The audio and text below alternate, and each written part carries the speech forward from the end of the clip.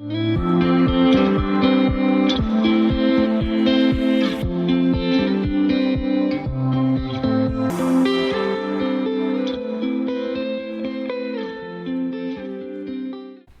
guys, what's up?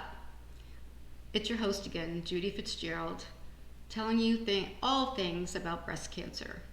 How we can survive, how we can thrive, how we can just do the best that we can to get through every day and to live a healthy life post-treatment. So today I'm going to talk a little bit about something that, if you've had breast cancer, you know exactly what I'm talking about. We survive. This survivor thing is really tricky business. You know you've done everything you can to rid your body of this horrible disease, but when treatment is over, then what? The doctor stops seeing you. People think you don't need help anymore, and that's totally not the case. The hardest challenge that I found, and I feel that many of my breast cancer sisters and brothers find, is that it's a stress thinking that that little voice in your head keeps saying, I could come back, I could come back. Suppressing those feelings, suppressing those thoughts are a big challenge, and really form something which we call post-breast cancer stress disorder. And it's not really as widely recognized as it should be. And I think the reason is that we women and the men who are diagnosed, we tend to be caregivers, and we just want everything to be right. And our families want everything to be back to normal, as do we. But acknowledging that you need some help to support you, there's nothing wrong with it. And in fact, when I finally dealt with it, when I finally dealt with the demons in my head, I got counseling, and I also was able to get some medication, which, by the way, also helped with my side effects from Femara. So these two things, as they say, you need to know. Knowledge is power. What you don't know can hurt you in this case, because it is extremely stressful once you are left on your own to survive. I've said before that I read every book I could find by a breast cancer survivor, just to feel like, gosh, I'm not in this alone. And they all said this survivor thing is tricky business.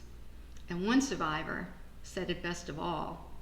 She said, you know, the only way you're really going to know if you survive breast cancer is if you die from something else. So, I don't know about you, but I don't want to go to that long of a place or go to that place. So, let's talk about it. What do you think? Leave me a comment, please, or I'd like to know if you are in the survivorship part of your breast cancer journey. How do you feel about this? Should there be more emphasis and help, more diagnostic support? Let me know in the comments. So, what was causing my stress? Well, as we all know, we remember the exact date and time that we were diagnosed. And to me, it was a crazy feeling, like I felt that my body had betrayed me. I thought I ate pretty healthy. I really didn't exercise as much as I should have, but I did try to eat pretty clean. Of course, I did love cookies, but we all do everything in moderation, and we can't stop living. It was pretty emotional for me because I had so many memories of so happy times nursing my two sons, and those beautiful memories kept flooding back to me. And I thought, how could these breasts that nursed my children suddenly turn on me at 53 years old? I couldn't understand. And you probably didn't understand. So then, of course, I became afraid. Am I going to die? Am I never going to see my sons get married? Am I never going to see my grandchildren? And then the fear turned to anger. Like, not because I felt, why is this happening to me? I'm no better than anyone else. What I felt like is, why, after all the time we've been walking and racing for the cure, why are we still treating breast cancer the same that we have for the past 20 years or 30 years or more?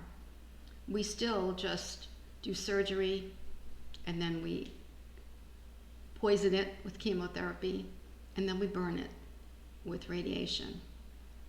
Why hasn't someone come up with a better idea than that? I just didn't get it. Again, what do you think?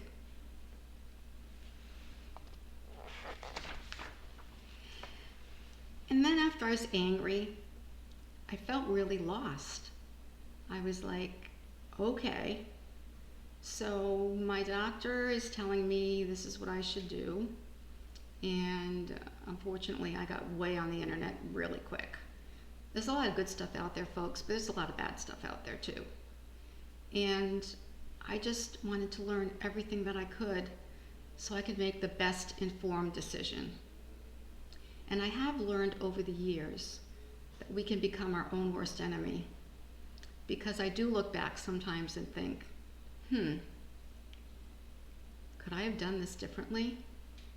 My pathology really gave me the answer that I was really 100% right in getting a double mastectomy, even though at the time the cancer, invasive cancer, had only been diagnosed in the left breast, and I had precancer in the right breast, or stage 0 cancer. So, but as far as my other treatment with tamoxifen and Femara,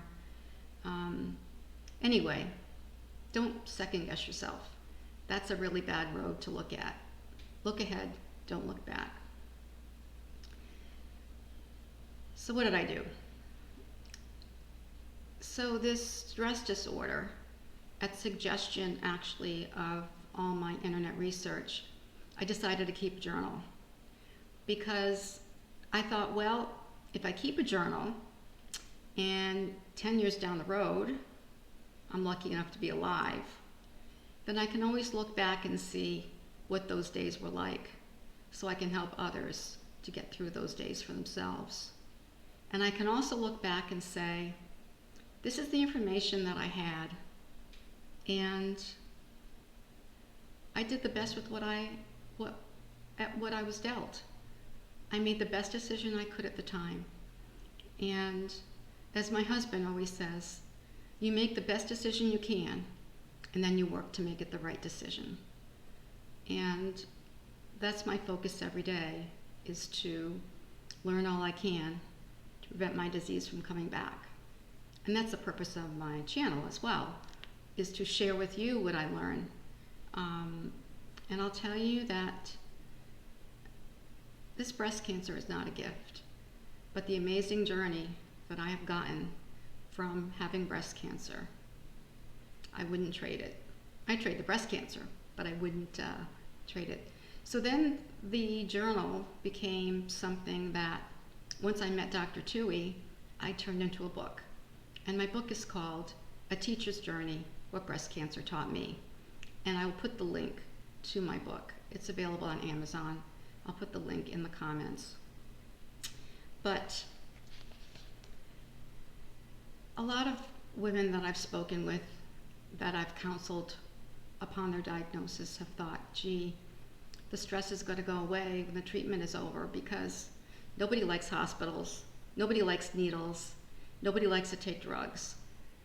And they were very surprised that the stress post-treatment was actually at a pretty high level.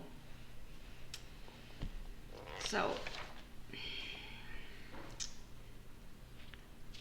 in networking with survivors, I basically found that we each have our own way of dealing with things.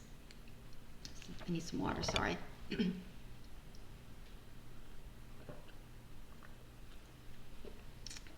And nobody should judge you. But there seems to be a pattern where people like me, who feel a need to get out there and tell my story to help others. I never thought it would get to this point as much. But there are those who respect their privacy and just never want to talk about it again. I say this because if you have a friend going through breast cancer, or any type of cancer for that matter, if they don't want to talk about it, let them not talk about it. So the word survivor, again, is tricky business. I'm actually superstitious about calling myself a survivor. I refer to myself as no evidence of disease. NED.